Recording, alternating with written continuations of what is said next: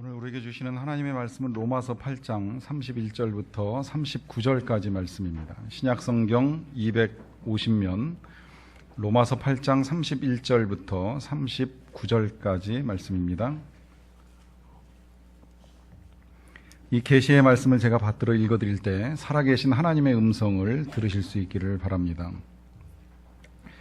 그런즉 이 일에 대하여 우리가 무슨 말 하리요? 만일 하나님이 우리를 위하시면 누가 우리를 대적하리요? 자기 아들을 아끼지 아니하시고 우리 모든 사람을 위하여 내주신 이가 어찌 그 아들과 함께 모든 것을 우리에게 주시지 아니하겠느냐? 누가 능히 하나님께서 택하신 자들을 고발하리요? 의롭다 하신 이는 하나님이시니 누가 정죄하리요? 죽으실 뿐 아니라 다시 살아나신 이는 그리스도 예수시니 그는 하나님 우편에 계신 자요 우리를 위하여 간구하시는 자시니라. 누가 우리를 그리스도의 사랑에서 끊으리요? 환난이나 곤고나 박해나 기근이나 적신이나 위험이나 칼이랴. 기록된 바 우리가 종일 주를 위하여 죽임을 당하게 되며 도살당할 양같이 여김을 받았나이다 함과 같으니라. 그러나 이 모든 일에 우리를 사랑하시는 이로 말미암아 우리가 넉넉히 이기느니라. 내가 확신하노니 사망이나 생명이나 천사들이나 권세자들이나 현재 일이나 장래 일이나 능력이나 높음이나 깊음이나 다른 어떤 피조물이라도 우리를 우리 주 그리스도 예수 안에 있는 하나님의 사랑에서 끊을 수 없으리라. 아멘. 아들과 아버지가 함께 목욕탕에 가는 이야기를 대부분 알고 계시리라고 생각을 합니다. 함께 목욕탕에 간 이 아들과 아버지가 옷을 벗고 탕 안에 들어갔을 때 아버지가 먼저 탕 속에 들어가지요. 그리고 탕 안에서 몸을 뜨거운 물에 푹 담그고 하는 말이 시원하다라고 하는 말입니다. 그 말을 듣고서 아들이 약간 의심 섞인 마음으로 정말 그러하냐 질문을 합니다. 그때 아버지는 그렇다고 대답을 하고 그 말을 믿고 이 아들은 아버지를 따라서 탕 속에 들어갑니다. 그런데 물이 시원하지 않고 뜨거운 걸 경험하고 뛰쳐나오면서 하는 말이 있습니다. 세상에 믿을 놈 하나도 없다. 이 이야기가 이 아들의 불경함에 초점을 맞추고 있기는 합니다만은 그럼에도 불구하고 우리가 다시 생각해 보고 싶은 것은 이 아들의 표현 속에 담겨 있는 전제입니다. 그것은 이 아들이 아버지를 믿었다라고 하는 거예요. 그리고 세상에 믿을 놈 하나도 없다라고 하는 건 그가 지금까지 긴 생애를 살았는지는 모르겠지만 여러 번 속고 살아왔다라고 하는 것입니다. 친구들과 장난을 치면서 속아본 경험이 많았었기 때문에 그래도 아버지는 좀 다르리라. 우리 아버지가 나에게 거짓말을 하거나 나에게 장난을 할 것이라고 하는 생각은 하지 않고 아버지를 믿고 물속에 들어갔는데 자기가 생각했던 거와 물의 온도가 다르다 보니까 이와 같은 표현을 통하여서 세상에 믿을 사람이 한 사람도 없다라고 하는 말을 한다고 볼 수 있습니다. 여러분, 세상에 아버지가 때로 나쁜 아버지로 또 악한 아버지로 표현되는 일들이 있습니다만 저는 세상의 모든 아버지는 다 귀하다고 생각을 합니다. 실상은 어머니들도 귀하고요. 제가 만났던 사회학자 가운데는 어머니와 아버지를 좀 구분해서 보는 시각을 가지신 분도 계셨습니다. 세상의 모든 어머니는 다 똑같다. 어머니는 귀하다. 어머니라는 이름 그 자체는 미국에서도 가장 중요한 단어가 뭐더라고 할 만큼 어머니 그 자체가 소중하다. 그런데 아버지는 좀 다른 것이 아버지 가운데는 좋은 아버지가 있고 나쁜 아버지가 있더라 하시는 말씀을 들었는데 저는 좀 생각을 달리하는 것이 아버지는 좋은 아버지나 나쁜 아버지가 있는 것이 아니라 표현을 잘하는 아버지가 있고 표현을 못하는 아버지가 있습니다. 또 표현을 정확하게 전달하는 아버지가 있고 그 표현을 제대로 전달하지 못하고 서투르고 어눌한 아버지들이 있습니다. 이 모든 것들은 결국 부모든 다 자식을 사랑한다라고 하는 것을 전제합니다.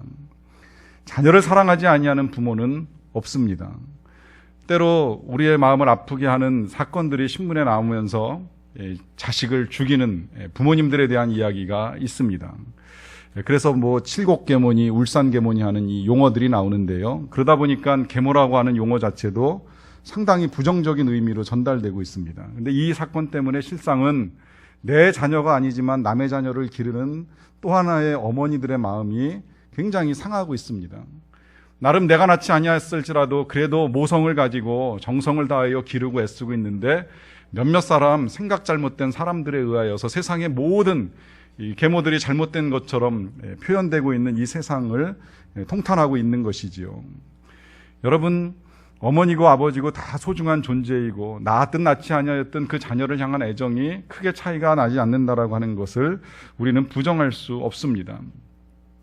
그 누구도 자식이 잘 되기를 바라지 아니하는 부모가 없고, 표현하지 못하지만 내 자녀의 삶 가운데 형통함이 드러나기를 소망하지 아니하는 아버지는 단 한 사람도 없다라고 하는 것입니다. 심지어 자녀가 부모를 거역하고, 더 나아가서는 아들이 아버지를 죽이려고 하는 일이 있다 할지라도 그 아들을 바라보는 아버지의 마음은 많이 다릅니다. 그 단적인 예가 다윗을 통해서 드러나는데요. 다윗은 왕으로 있는 동안에 여러 명의 아들을 두게 되었습니다. 그 가운데 제일 출중한 외모와 능력을 가진 아들이 압살롬입니다. 근데 이 아들은 자기가 첫째로 태어나지 아니하였기 때문에 아버지의 왕위가 자기에게 그대로 전달되지 아니할 것을 이미 계산에 넣었어요. 그래서 자기가 왕이 되기 위하여서는 지금 이 상황에서 왕인 아버지를 죽이고, 그리고 자기가 왕을 차지하면 된다고 생각을 했습니다. 그 일을 진행하기 위하여 수년 동안 사람들의 마음을 사들여서 사람을 모았고, 그 모아진 사람의 숫자가 어느 정도 혁명을 일으킬 만한 때가 되었다라고 생각할 때 실제로 아버지를 죽이고 왕이 되겠다라고 하는 쿠데타를 일으킵니다. 이 소식을 전해 들었던 다윗이 결정한 것은 피난이었습니다. 도망을 가는 것이었어요.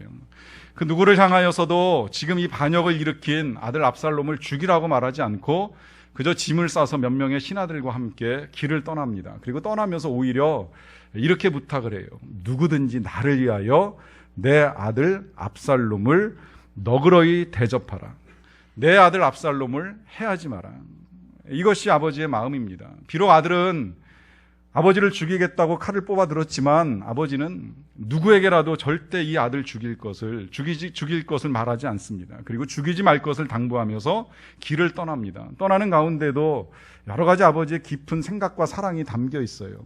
만약에 맞붙어서 싸워 누구 한 사람이 이기게 된다고 한들 절대 결과적으로 좋을 일이 없습니다. 아버지가 이겨 아들이 죽게 된다면 그 아버지는 더 이상 왕노릇 할 수 없습니다. 아들을 죽이고 나서 왕위를 보존한 이 아버지가 어떻게 왕으로 백성을 통치해 나갈 수 있겠습니까? 또 거꾸로 이 아들이 아버지를 죽여서 왕자를 차지한다고 할지라도 이 아들은 아버지를 죽이고 왕위를 차지하였기 때문에 백성들이 그를 존경하거나 따를 리가 없습니다. 그러다 보니 도망을 가게 되는 것이고, 도망가는 과정 중에 또 하나 다윗의 마음속에는 소원이 있습니다.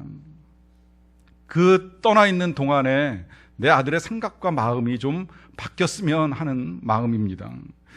처음에야 나름대로의 욕망과 욕심을 가지고 이 같은 일을 저질렀다고 할지라도 시간이 지나면 아들의 생각이 좀 잘못되었다라고 하는 것을 깨닫고 돌아오기를 기다리는 아버지의 마음이 이 피난길에 담겨 있다고 볼 수 있습니다.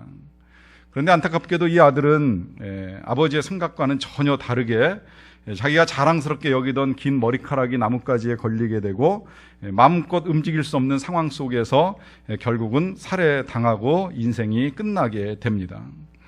이 소식을 또다시 전해 듣게 된 다윗이 홀로 높은 곳에 올라가서 울부짖습니다. 내 아들 압살롬아, 내 아들 압살롬아, 차라리 내가 너를 대신하여 죽었더라면. 이와 같은 표현을 통하여서 아들의 죽음을 안타깝게 여기는 모습을 보여줍니다. 비록 아들이 자기를 죽이기 원했을지라도 아버지는 자식을 죽일 마음이 조금도 없습니다. 아니, 오히려 죽어간 아들을 자신이 대신했어야 되는 것이 아니냐라고 하는 생각을 가지고 있습니다. 이것이 하나님의 형상을 따라 지음받은 이 세상을 살아가는 모든 아버지들의 마음이라고 할 수 있습니다. 겉으로 다 표현하지 못하고 또 세세하게 다 드러내지는 못하지만 자식을 죽이려는 아버지는 없습니다. 아니, 오히려 죽이기는커녕 자식이 잘 되기를, 또 형통하기를 바라고 마음속으로 기도하는 것이 아버지라고 할 수 있습니다. 그런데 우리는 성경에서 아들을 죽이는 아버지를 만나게 됩니다. 바로 우리가 믿는 우리의 하나님 아버지이십니다. 우리 하나님 아버지는 그 아들 유일하신 예수 그리스도를 죽이시는 일을 하셨습니다. 이 아들, 그렇게 죽이기에 쉬운 아들이었을까요? 이 아들이 어떤 아들이었는가라고 하는 것을 우리가 조금 더 성경을 통해서 세밀하게 볼 필요가 있는데요. 많은 아들이 참 귀하고 소중하지만 이 하나님 아버지와 그 아들 예수 그리스도의 관계가 보다 더 특별하다고 하는 것을 볼 수 있습니다. 먼저 요한복음 1장 18절을 보시게 되면 두 분의 관계를 이렇게 설명하고 있습니다. 본래 하나님을 본 사람이 없으되 아버지 품속에 있는 독생하신 하나님이 나타내셨느니라. 독생하신 하나님이라고 하는 것은 이제 예수님이 하나님이신 것을 표현하는 의미인데, 중요한 건 아버지 품속에 있었다는 거예요. 예수님께서 이 세상에 그 모습을 드러내시기 전까지는 우리 예수님은 하나님의 품속에 거하시던 하나님의 유일하신 아들이었다는 의미입니다. 품에 있었다는 건 그만큼 사랑스러웠다는 것이고 사랑의 교제를 충만하게 주고받는 관계였다고 보시면 됩니다. 이 품속에 있었던 아들이 2000년 전에 이 세상에 우리와 똑같은 육신을 입고 이 세상에 오시게 되는데, 이 세상에 온 이후에도 이 아버지와 아들의 관계가 어떠했는지를 성경을 통해서 볼 수 있습니다. 요한복음 14장 11절의 말씀인데요. 내가 아버지 안에 거하고 아버지께서 내 안에 계심을 믿으라. 이 말씀, 내가 아버지 안에 있고 아버지가 내 안에 계시다라고 하는 이 말씀은 예수님이 요한복음에서 참 많이 말씀하십니다. 여러 차례 말씀하세요. 이유가 있어요. 그것은 예수님 스스로가 알고 계시는 하나님과 예수님과의 관계를 의미하는 겁니다. 내가 하나님 안에, 하나님이 내 안에. 우리는 늘 함께 떨어져 본 적도 없고 헤어져 본 적도 없고, 비록 몸은 이 세상에서 살아가지만 내가 하나님과 함께 동행하는 하나님의 아들인 것을 이 같은 말씀을 통해서 분명하게 증거하고 계시는 것입니다. 사실 자식이 크면 부모를 떠나가게 되어 있고 자식의 생각이 부모의 생각과 맞지 않아서 수많은 갈등이 일어납니다. 그런데 예수님은 단 한순간도 그런 적이 없다는 거예요. 늘 하나님 안에 계시고, 또 하나님이 예수님 안에 계셔서 하나님이 하시는 것 보고 행하시고 하나님이 말씀하시는 것 듣고 전하시는 이 일체감 속에서 늘 거하셨다라고 하는 것입니다. 더 나아가서요, 이런 말씀도 예수님이 하시는 것을 보게 되는데요. 요한복음 17장 4절의 말씀입니다. 아버지께서 내게 하라고 주신 일을 내가 이루어 아버지를 이 세상에서 영화롭게 하였사오니. 훌륭한 아들을 둔 것은 부모님에게 있어서 참 자랑스러운 일입니다. 내 자녀가 공부를 잘하고 좋은 대학에 가고 좋은 일터를 얻게 되고 하는 이 모든 일들을 바라보는 부모님들의 마음은 솔직히 말씀드리면 그냥 영광스럽죠. 누구에게라도 자랑하고 싶은 마음이 있습니다. 내 아이가 이렇게 훌륭하게 잘 커서 좋은 일을 했다. 특별히 지난 어버이날 같은 때에 우리의 자녀가 나를 위하여 무엇인가를 했다라고 하는 것이 훌륭한 일이라고 하면 은근스럽게 자랑하고 싶은 마음이 우리들 속에 다 있을 수가 있습니다. 지금 예수님이 하나님께 그런 존재였다라고 하는 거예요. 예수님께서 하나님이 하라고 명하신 일들을 다 이루어서 이 세상에서 하나님을 영광스럽게 하는 일을 하셨다라고 하는 것입니다. 그렇게 보면 이 아버지와 아들과의 관계는 아주 특별하지요. 늘 품에 계셨고, 또 세상에 오신 이후에는 항상 동행하는 삶을 사셨고, 그리고 아버지 하나님을 영화롭게 하던 그런 아들입니다. 그런데 그런 아들을 우리 하나님께서 죽이셨다는 거예요. 십자가에서 죽이셨다는 거예요. 이 일에 대하여 우리가 잘 알고 있는 복음, 요한복음 3장 16절이 이렇게 설명해 줍니다. 하나님이 세상을 이처럼 사랑하사 독생자를 주셨다. 여기서 세상은 우리를 말하는 것이고요, 이 모든 사람들을 사랑하신 하나님께서 독생자를 주셨다는 거예요. 근데 이 주셨다라고 하는 말씀의 의미는 그냥 이 세상으로 보내셨다라고 하는 말씀으로 끝나는 것이 아니라 이 세상에 보내셔서 십자가에 달려 죽는 데까지 내어 주셨다는 겁니다. 그 사랑하는 아들, 품에 계시고 늘 함께 계시고 또 영화롭게 했던 그 아들을 이 세상에 보내셔서 죽는 자리까지 내어 주셨다는 거예요. 왜? 지금 읽은 이 요한복음 3장 16절에 답이 있습니다. 세상을 사랑하셨기 때문에, 우리 모두를 사랑하셨기 때문에. 더 나아가서 그 뒤에 이어지는 말씀 보시면 이는 그를 믿는 자마다 멸망치 않고 영생을 얻게 하기 위하여서 예수님을 이 세상에 보내주셨다라고 하는 것입니다. 그래서 누구라도 지금이라도 이 예수님을 믿기만 하면 멸망치 않고 영생을 얻을 수가 있습니다. 조금 의아하기는 해요. 그 예수님의 죽음이 나의 영생과 도대체 무슨 관계가 있는가? 그 예수님이 십자가에 죽으심으로 우리가 영생을 얻고 멸망치 않는다라고 하는 것이 어떤 의미인가? 체코에서 만든 단편 영화 가운데 모스트라고 하는 제목의 영화가 있습니다. 보신 분들도 계실 수 있는데요. 이 모스트라고 하는 건 체코어로 달이라고 하는 뜻을 가지고 있습니다. 인터넷에 많이 올라와 있기 때문에 한 번 정도 보시는 것도 좋으리라고 생각을 합니다. 영화가 시작되면 아버지와 아들이 등장을 합니다. 아주 친해요. 아버지가 일하는 곳에 아들이 놀러 와가지고 어린 자녀가 함께 지내고 놀면서 둘이 깊은 사랑의 교제를 나누는 모습을 볼 수가 있습니다. 그 아버지가 일하는 일터는 다리의 한 끝에서 이 상판이 올라가는 다리를 올리고 내리는 일을 합니다. 이 다리는 강에 놓여져 있습니다마는 강으로 배가 지나가는 일이 있을 때에 다리에 상판을 올려가지고 배가 통과하게 하고, 통과가 끝나게 되면 상판을 내려서 또 기차가 건너갈 수 있도록 하는 일을 계속적으로 해 주어야 하는 일입니다. 그런데 어느 날 이 아이가 여느 때와 똑같이 아버지가 일하는 일터에 와서 아버지가 일하는 걸 구경도 하고, 또 아버지 일하는 그 옆에 강가에서 혼자 낚시도 하고 하면서 놀다가 멀리서 기차가 오는 것을 발견해요. 근데 그 기차가 오기 직전에 배가 지나가는 바람에 아버지가 다리에 상판을 들었습니다. 그런데 이 기차가 다리에 상판이 들리게 되면 그 멈추라고 하는 빨간 신호를 보고 멈춰야 되는데, 얼마 전에 우리나라 상황심리에서 사고가 났던 것처럼 신호를 보았는지 못 봤는지 무시하고 기차가 계속 달려오게 된 거예요. 그래서 아들이 그것을 보고 아버지에게 소리를 지르는데 이 아버지가 기계실에 들어있다가 아들의 이야기를 미처 듣지를 못합니다. 그래서 급한 김에 이 아들이 아버지를 대신해서 다리에 상판을 내리기 위하여 기어가 있는 쪽에 가다가 기어가 있는 그 틈바구니로 빠지게 돼요. 마지막 그 빠져 들어가는 장면을 아버지가 보았는데, 보는 순간에 이 아버지가 갈등을 합니다. 짧은 시간이지만 만약에 레버를 내려가지고 다리에 상판을 내리게 되면 아이는 그 기어 틈바구니에 깔려서 죽을 수밖에 없습니다.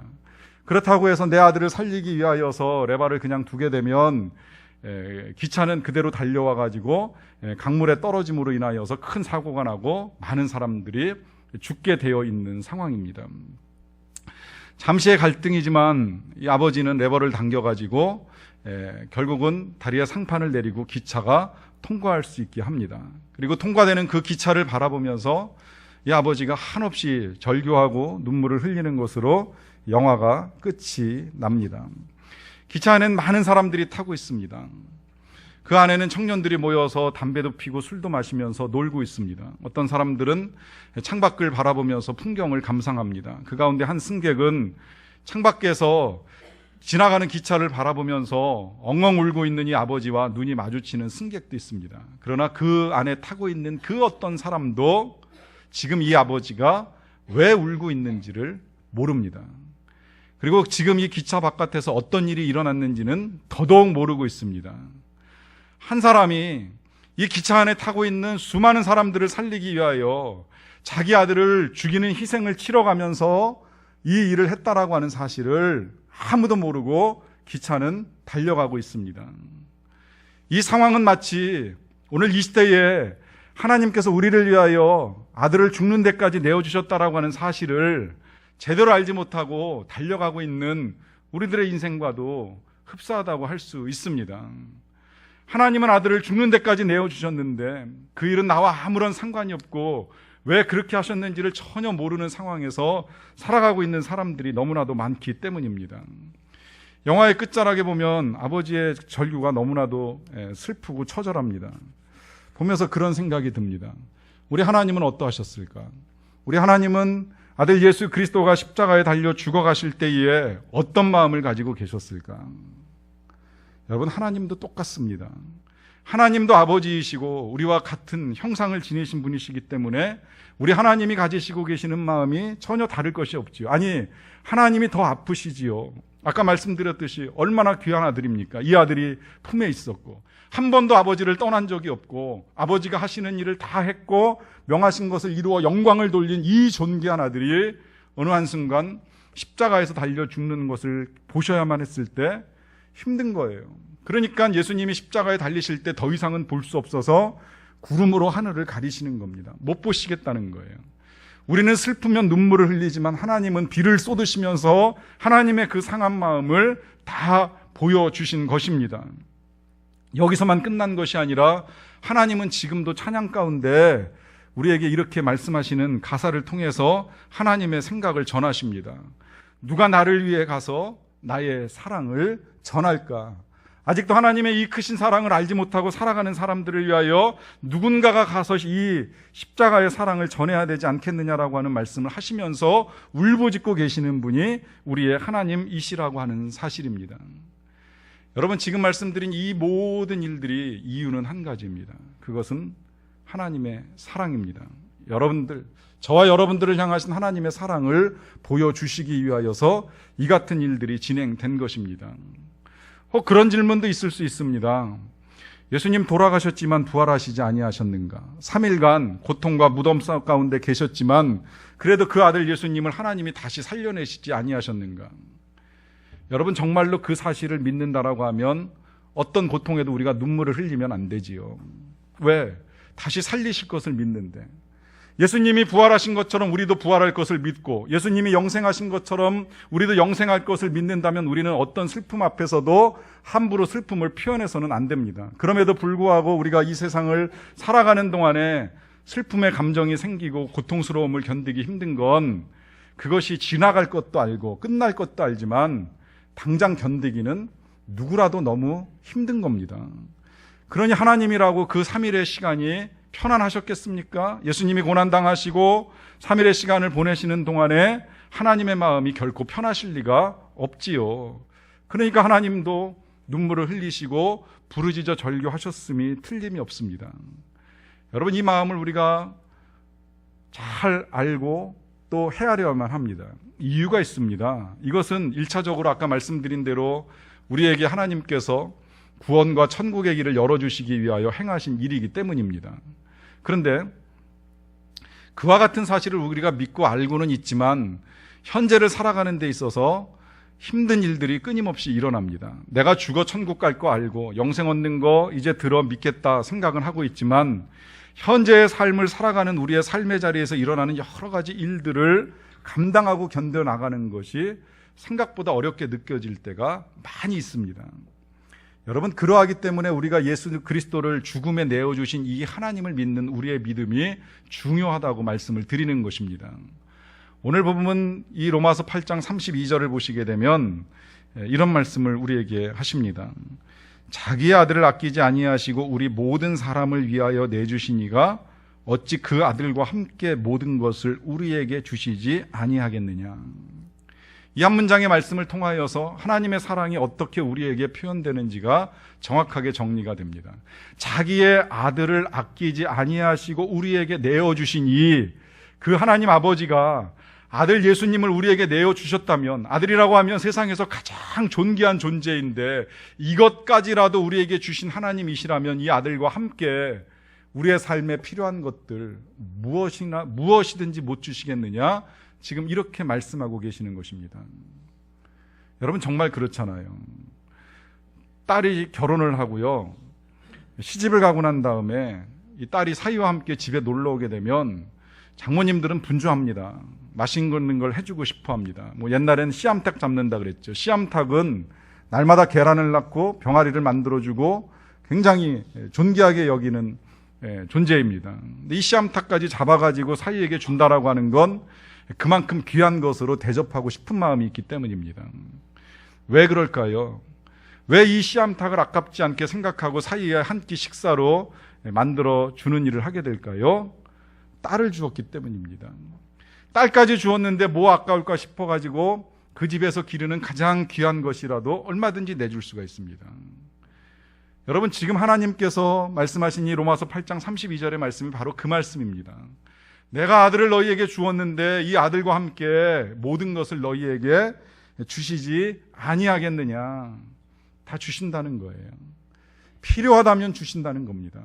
여러분, 이걸 분명하게 구분하십시오. 내가 원하는 걸 주신다가 아니라 우리에게 필요한 것을 주십니다. 우리에게 있어야 할 것을 아시고 그것이 꼭 필요하다는 걸 아시면 분명하게 주십니다. 그렇게 믿고 나아가시기를 바랍니다. 하나님이 예수님을 주셨는데 그 예수님과 함께 나에게 있어서 필요하다면 안 주실 것이 뭐가 있겠는가? 혹 안 주신다면 필요 없어서 그런 거예요. 있어도 악용될 가능성이 많은 것들이라면 주시지 않지요. 그러나 필요하다면 얼마든지 주십니다. 그 하나님에 대한 우리의 신뢰가 필요합니다. 그런데 이 신뢰가 깨지는 일이 일어나는 것은 난 힘들고 어려운데 하나님이 주시는 것도 또 사랑하시는 것도 하나도 보이지 않기 때문입니다. 그래서 오늘 말씀에도 보면 이런 탄식이 있어요. 36절에 보시게 되면 기록된 바 우리가 종일 주를 위하여 죽임을 당하게 되며 도살당할 양같이 여김을 받았나이다. 힘든 상황에서 지금 이제 고백하는 건데요. 얼마나 힘드냐면 종일 하루 종일 죽는 것 같다. 심지어 도살장에 끌려가는 양같이 여김을 받았다.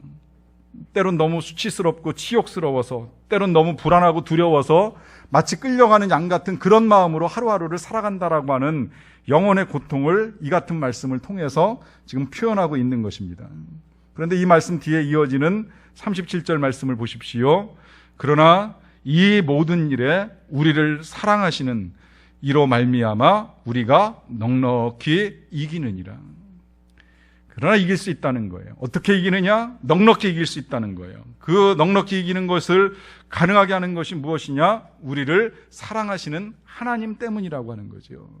비록 사는 건 끌려가는 양 같고 종일 죽는 것 같은 경험들이 반복되고 있지만 그럼에도 불구하고 이 모든 일들 가운데 나를 사랑하시는 하나님으로 말미암아 이길 수 있다라고 하는 믿음의 고백입니다. 그 뒤에 이어지는 믿음의 고백을 보십시오. 38절에 내가 확신하노니 사망이나 생명이나 천사들이나 권세자들이나 현재 일이나 장래 일이나 능력이나 높음이나 기품이나 다른 어떤 피조물이라도 우리를 우리 주 예수 그리스도 안에 있는 하나님의 사랑에서 끊을 수 없으리라. 여러 가지 일들이 끊임없이 솟아나고 생겨나고 괴롭지만 그와 같은 과정 중에도 분명하게 확신 가운데 선포하는 건 이 모든 일들이 나를 향한 하나님의 사랑에서 끊을 수 없다는 거예요. 그러하니 이 사랑 때문에 아무리 끌려다니는 양 같은 삶, 종일 죽는 것 같은 상황 속에서도 넉넉히 이긴다라고 하는 믿음을 가지고 달려나가게 되는 것입니다. 우리의 상황이 변하지 않는데 정말 이와 같은 고백이 가능할까요? 내 삶의 변화가 생각처럼 진보적으로 나타나지 않고 있는 이 상황 속에서 과연 이러한 고백이 가능할까? 의문은 저에게도 있었습니다. 그런데 책을 읽다가 놀라운 가정을 보게 됐어요. 그 오카는 목사님께서 쓰신 안아주심이라는 책 가운데 목사님이 만난 한 가정을 소개해 주시는데 오사카에서 일하던 부부가 어느 날 30살 된 그 아들과 함께 외출을 하다가 이 아이가 정원에 있는 연못에 빠지는 사고가 납니다. 아이가 가라앉고 연못이 꽤 깊었는지 꺼내는데 시간이 걸렸어요.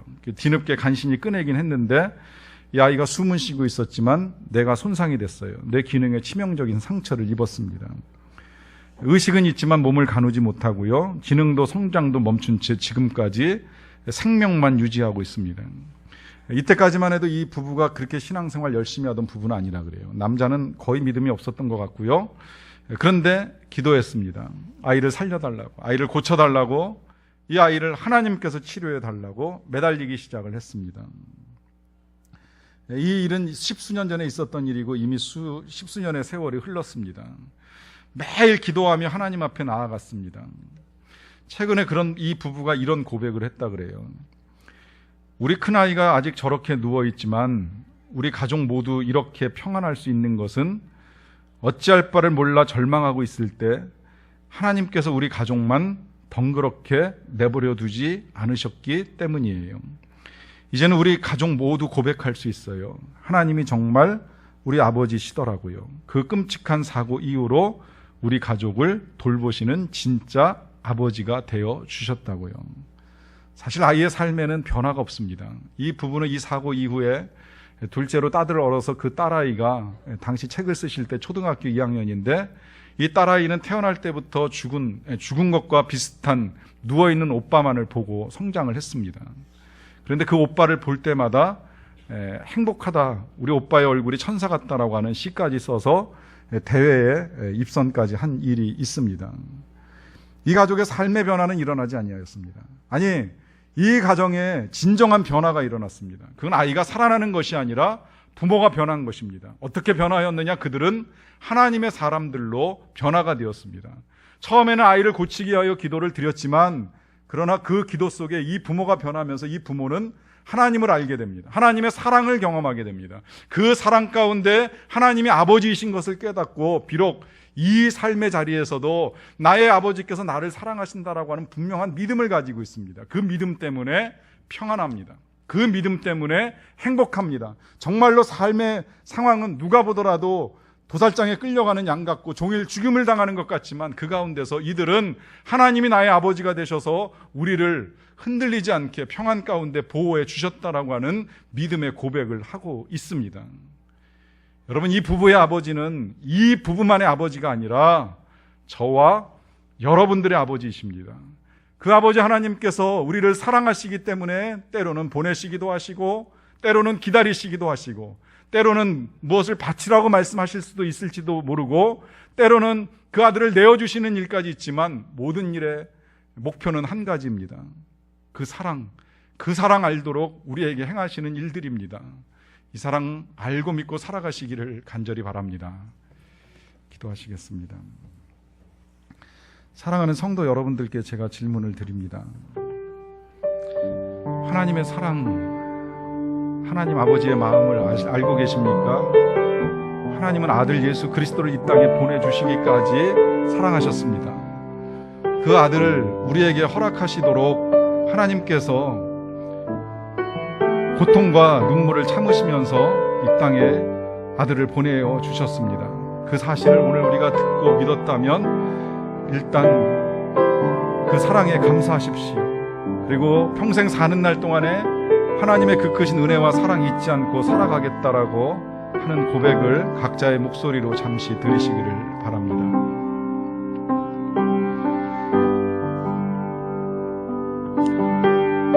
하나님께서 우리를 사랑하셔서 그 아들 예수 그리스도를 이 땅에 보내시고 죽기까지 사랑하신 사랑 진심으로 감사드리옵나이다. 귀한 사랑으로 우리를 살리시고 우리를 구원하시고 영생 얻도록 도와주심 감사드리옵나이다. 이제 그 사랑 알게 되었사오니 이 세상 사는 날 동안에 그 사랑에 의심과 또 이해할 수 없는 일들이 일어난다 할지라도 오직 하나님의 사랑만을 신뢰하며 믿음으로 살아가는 우리의 삶 되게 하여 주시옵소서. 예수님의 이름으로 기도하옵나이다.